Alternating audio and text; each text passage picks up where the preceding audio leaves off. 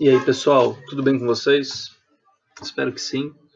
Vamos então para a nossa última aula, proposta no plano de ensino, é sobre modelagem matemática.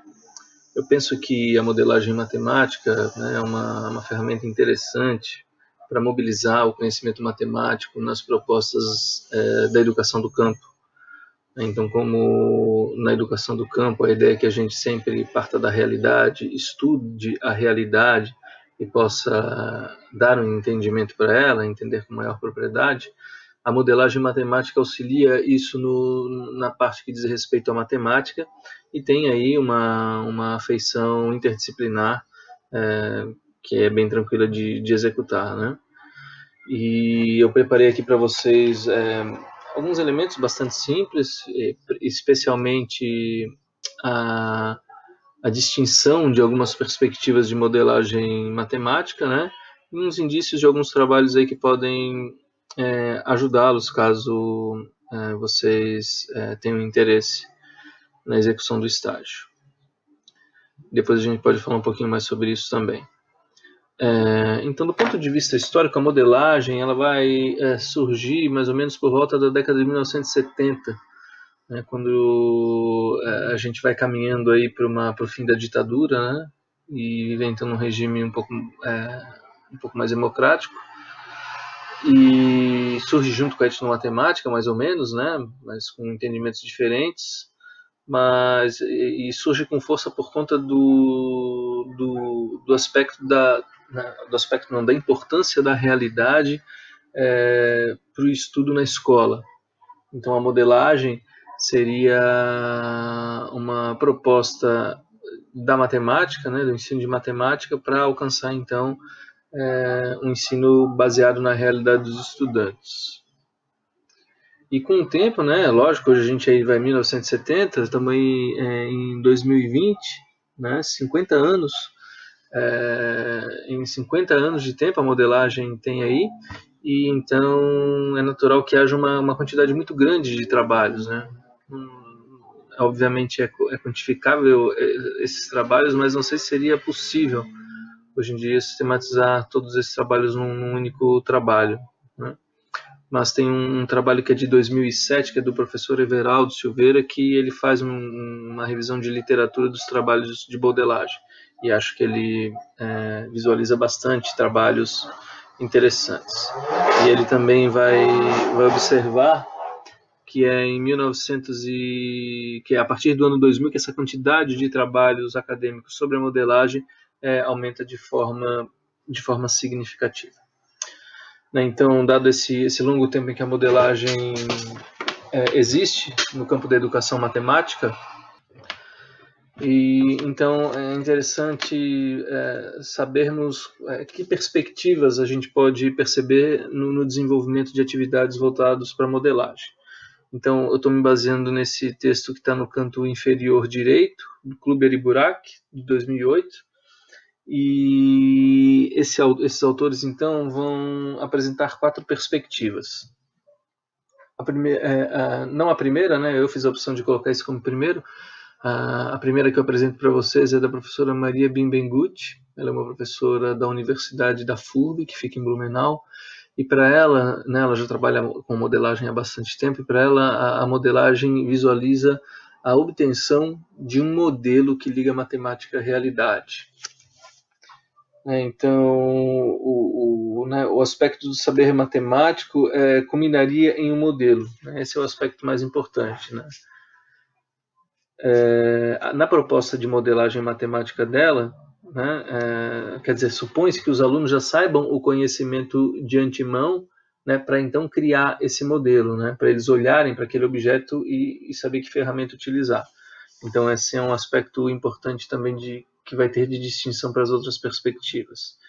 E as etapas que ela elenca para a realização da modelagem é a interação, onde se reconhece um problema e começa a fazer algumas formulações, a matematização, em que se formula o problema e o resolve, e o modelo, né, que é a interpretação da solução e a validação do modelo. Então a gente percebe uma proximidade dessa modelagem matemática com a modelagem matemática feita pelos matemáticos de problemas mais complexos, né, que a gente não conseguiria tratar na educação básica com tanta facilidade, pelo menos. Então, na perspectiva do Burak, a modelagem matemática ela serve para explicar fenômenos presentes no cotidiano para tomada de decisões, né? E para ele é fundamental o interesse do grupo e a obtenção de informações. Então, a proposta do Burak já é uma proposta mais aberta, né? Por mais que ela tenha também um conjunto de procedimentos, né? Mas não se tem necessariamente o objetivo de construir um modelo matemático.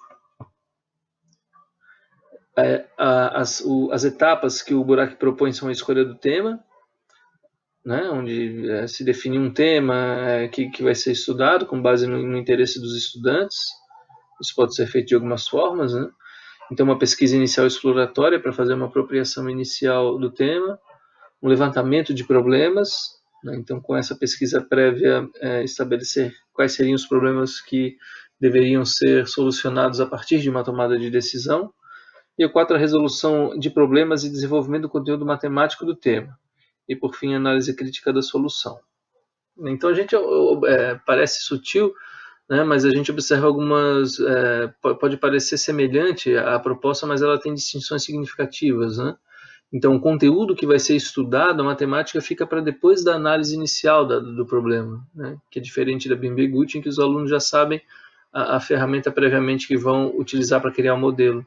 Então, essa é uma distinção bastante significativa. E a gente vai discutir um pouco mais sobre ela depois, no que diz respeito ao estágio. E aí, uma outra proposta de educação matemática é a do Caldeira, que entende a modelagem matemática como um sistema de aprendizagem para romper a linearidade do currículo. É uma ferramenta crítica que permite mostrar a importância da matemática. Então, esse é um aspecto bastante importante, né? Então, ele não está preocupado com uma linearidade do currículo, né? Do currículo, com as ordens dos saberes, mas sim mobilizar e lidar com a matemática. Isso não quer dizer que romper com a linearidade, a proposta do Caldeira, não é dar importância para os conceitos da matemática, pelo contrário, né? Ele fala que tem que se garantir que nessa modelagem entendida como sistema de aprendizagem, os conhecimentos matemáticos possam ser mobilizados, mas não por um condicionante do currículo, e sim de um condicionante da leitura de realidade que os estudantes fazem a partir da proposta. Então, esse entendimento dele é bastante interessante. Ela deriva bastante da perspectiva dos projetos, de acordo com os autores do texto. E, por fim, tem a proposta do Barbosa,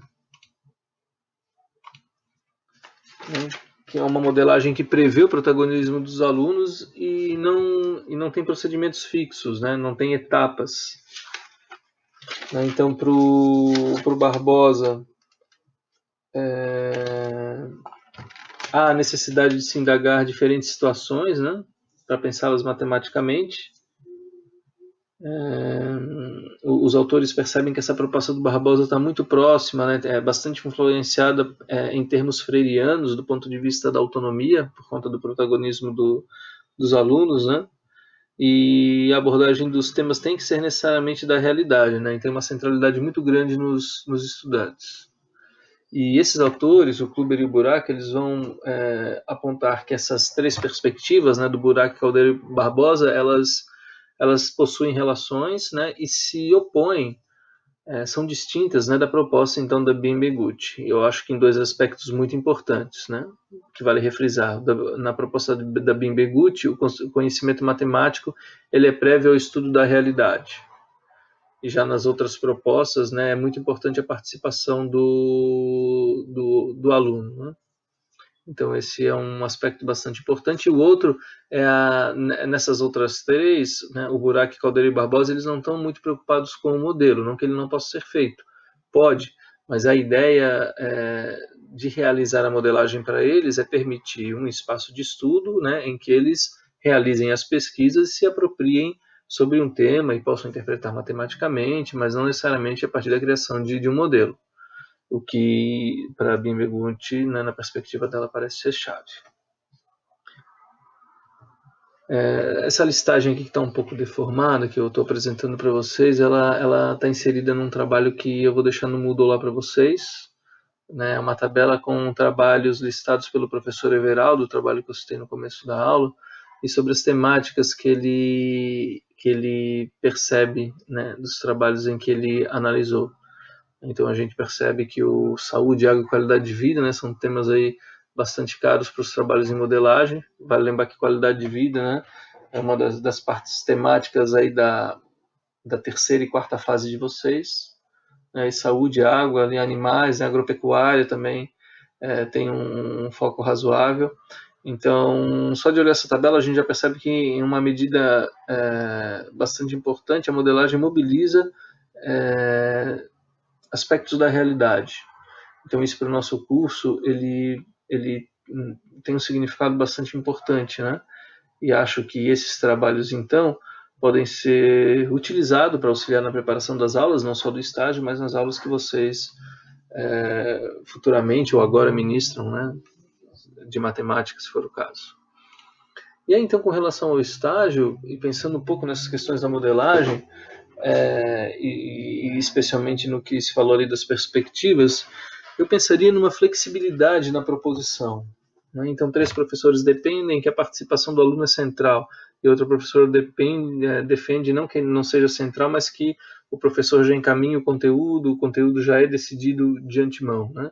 E essa parte aí não tem uma participação do estudante. Eu acho que dependendo da situação eu faria um, dependendo da situação outro. Vou dar 2 exemplos, né? Como a gente já conversou em outras aulas, né, sobre a grande diferença comportamental dos estudantes do ensino fundamental, né? O sexto ano eles são mais truculentos, eles querem ficar mais próximos da gente, professor e professora, eles não têm essa autonomia de chegar estudando. Eu não sei se eu deliberaria uma possibilidade para eles definirem o tema. Eu acho que eu preferiria escolher o tema e então, né, fazer o processo de modelagem junto com eles, acompanhando bastante. Agora, depois eles terem passado por essa experiência, quem sabe uma outra ainda dessa, né, ou seja, experienciar esse negócio de pesquisar na aula, para eles se habituarem a isso, aí talvez em momentos posteriores entraria com a questão de eles definirem os temas, né, de eles fazerem as pesquisas iniciais e eles terem um pouco mais da capacidade de conduzir os estudos que são feitos. Um outro caso também, e aí eu penso no estágio de vocês, e é lógico que o curso prevê essa participação, né, mas diante da questão da pandemia, que impediu um pouco de realizar essa proximidade, e também com relação ao tempo, né, que o estágio, no qual o estágio acontece, que vai ser aproximadamente mais um mês e meio, né, mas com uma carga limitada de horas, talvez também haja dificuldade em executar essa proposta de os alunos definirem um tema, né, porque isso pode levar tempo. Então, também acho que, nesse caso, os professores se autorizarem a escolher um tema relevante para os estudantes e seduzi-los e mostrar para eles dessa pertinência, acho que a proposta é bem válida, né, e cabe no estágio de vocês. Uma outra coisa que eu queria, né, falar é sobre a questão da proposição das etapas. A gente viu ali, né, que tem a BIM Beguti propõe etapas de um jeito, o Burak de outro, o Barbosa acho que essas etapas não são necessárias. Acho que também, dependendo da situação e daquelas anteriores, eu acho que uma proposição de etapas é interessante sim, né, seja para os alunos menores que estão começando a trabalhar com, talvez, né, estejam começando a trabalhar com a modelagem, ou seja, no momento do estágio em que a gente precisa né, ter um produto final do estágio pronto. Então acho que o estabelecimento de etapas ele é interessante. Quais? Né, da BIM Beguti, do Burak, aí eu acho que isso é flexível, né? Vocês podem estabelecer quais seriam essas etapas, né, mas tê-las como um organizador do trabalho total do estágio de vocês. E por fim, né, aí um aspecto mais filosófico sobre a modelagem, né? A modelagem, então, por fazer essa aproximação da realidade dos estudantes com um saber científico, né, com algum resultado importante para a sociedade, parece que a modelagem matemática ela ganha uma capacidade metanarrativa, e o que eu quero dizer com metanarrativa é que parece que a modelagem ela então é capaz de tudo, né, por ela que a realidade vai adentrar na sala de aula e principalmente, né, o aspecto que eu levantaria é que ao professor propor uma modelagem, um trabalho de modelagem matemática e trabalhar de forma solitária do ponto de vista do corpo docente, ou seja, fazer um trabalho sozinho como professor, obviamente ele vai estar fazendo um trabalho coletivo com os estudantes, e que é muito importante, mas estou pensando aqui do aspecto da coletividade docente. Então, se ele faz essa proposta sozinha, ele pode estar mostrando para os alunos que a matemática ela explica um fenômeno por si só. E esse é algo que eu discordo. Eu acho que a matemática parece que tem esse peso, é um peso que para mim é falso.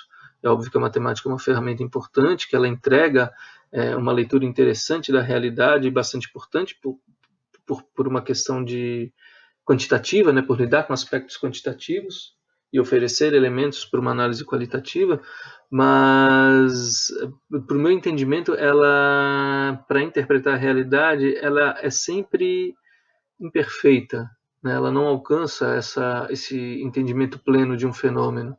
E eu acho que os professores, quando fazem uma proposta de modelagem matemática e estudam um tema de realidade sozinhos com a matemática, eles podem dar o entendimento de que a matemática é capaz sim de interpretar a realidade sozinha.